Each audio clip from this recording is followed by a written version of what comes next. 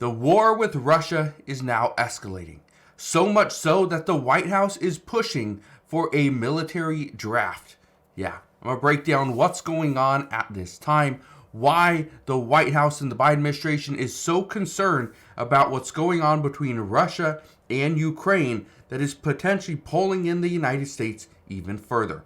I'll break all this down in just a moment, but all I ask is one thing. It takes 2 seconds. Go ahead, hit that like button if you enjoy these daily updates. And now, let's begin.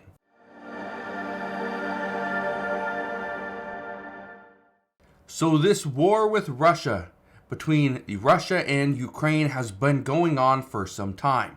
And according to the Biden administration, they want to bring this to an end as quickly as possible. Here's the issue. Most people involved in this situation, that's Ukraine, Russia, even people here in the US, they believe that once President-elect Donald Trump steps into office on January 20th, 2025, there will be some type of peace agreement. Here's the issue. Russia is doing all that they can to invade and attack Ukraine, and they're intensifying this war right now because they want to grab as much land as possible so that when Donald Trump does step in and says, okay, you have to stop where you're at, we'll give you that land, we'll give you those territories, they'll belong to Russia, everything else is for Ukraine. But Ukraine's doing the exact same thing. They're trying to take back as much land as possible, which is why the Biden administration is stepping in and giving Ukraine as much money and resources as they possibly can at this time. Well, guess what? Look what's happening. Ukraine's power grid is now under a massive attack from Russia as frozen temperatures set in. This is the 11th attack this year on Ukraine's energy infrastructure. It says it comes amid uncertainty about how President-elect Donald Trump might deal with the conflict. We know how he's going to deal with the conflict. Okay, we know that. We've seen it. He's said exactly what he wants. Look at this right here. It says Thursday's attack, which is today, which involved more than 200 missiles and drones, marks the second on Ukraine's power grid in less than 2 weeks. Here's the problem with attacking your power grid is Ukraine is, again, they are coming up to the freezing temperatures. Okay, so when their power grid goes down and people don't have heat, they can't cook, they don't have lights, they really don't have a lot, right? Their infrastructure has been compromised. Well, what happens is it puts them in harm's way.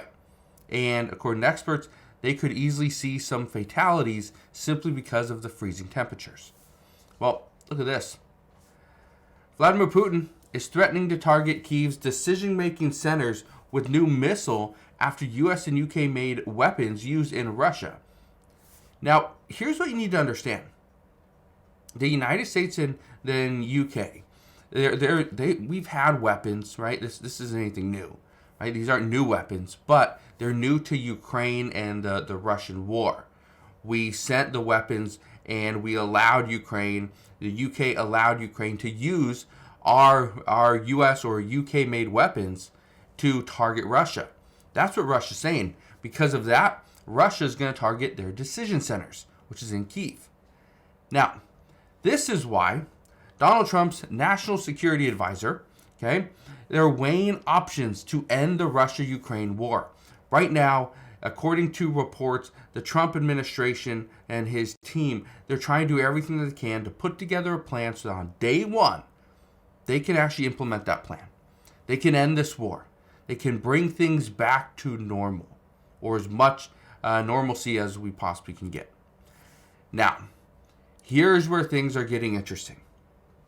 The United States wants to, or the Biden administration wants to continue to send weapons and support over to Ukraine so that Ukraine can win back as much land as possible so that when Donald Trump does step in, and that is his answer is let's just say, okay, Russia, you can have this land right here.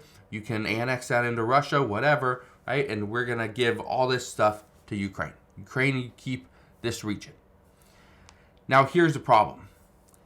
The Biden administration is running out of options. We don't have a lot of excess money we can continue to give to Ukraine.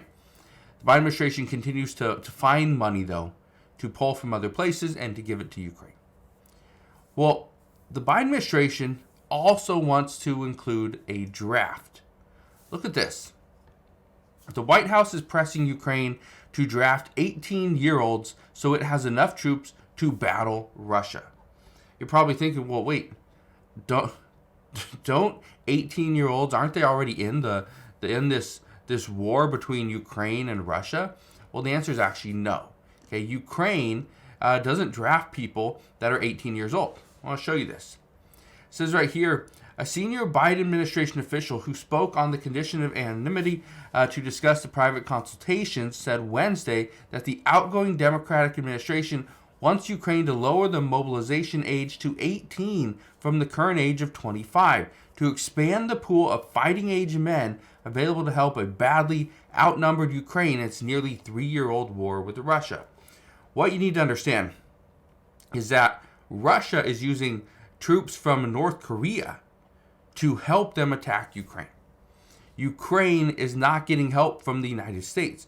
We don't have U.S. troops fighting on the front line. That is why the White House wants to get Ukraine to adjust the age to include fighting age men of age 18. That's 7 years of people that aren't being called in.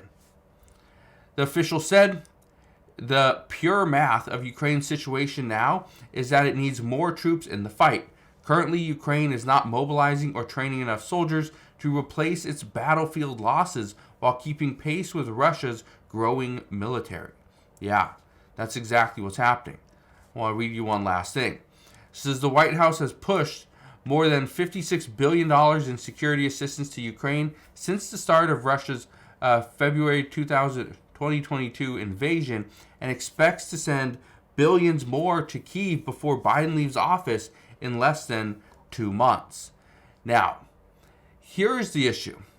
If Ukraine decides to change the mobilization age to age 18 from 25, that's going to include many more fighting age men. That's going to be great. But here's the issue. Those men may not want to fight. Okay? They have to train them. So to train them, to pretty much change the mobilization age, draft them, get them in, train them, then send them to the front lines, we got less than 2 months. We actually have less than 2 months. So the Biden administration to try and ask Ukraine to do that now, some experts say it's too little, too late. But look at this. As all this stuff's happening, look what Russia's dealing with.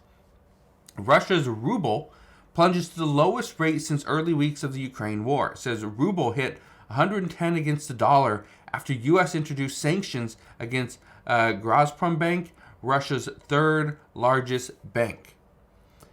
Keep in mind that the ruble has dropped before, okay? Then it bounced back up, but it's really coming down. That is hurting Russia, okay? That's hurting the country. And so Russia could be doing everything that they can to try to gain more ground and to improve its economy at the same time. Look at this. It says Putin says Russia will use all means of destruction if Ukraine gets nuclear weapons. It says Vladimir Putin has issued the latest threat following U.S. media reports that the Biden administration had discussed returning nuclear weapons to Ukraine. Now, what you need to keep in mind is that, yes, the Biden administration did discuss returning nuclear weapons to Ukraine. This has been discussed, I believe, multiple times, according to reports, but there's nothing that has really come out of this. The Biden administration is not going to give Ukraine nuclear weapons because that is only going to escalate things even further. That's going to cause Russia to consider potentially a nuclear weapon used against Ukraine as well. But the other concern from NATO allies in the region, for instance, Poland, they're concerned that they may have to use those anti-air defense missiles very soon if this war does continue to escalate. So we're going to see what happens moving forward. All I can tell you right now is that this war with Russia is escalating, and some are worried that it's going to escalate beyond control of Donald Trump. If that happens, it will be a world war. So we'll see what happens moving forward, but that is what we know as of today. So again, thank you guys for watching. consider subscribing, and I'll see you guys on the next one.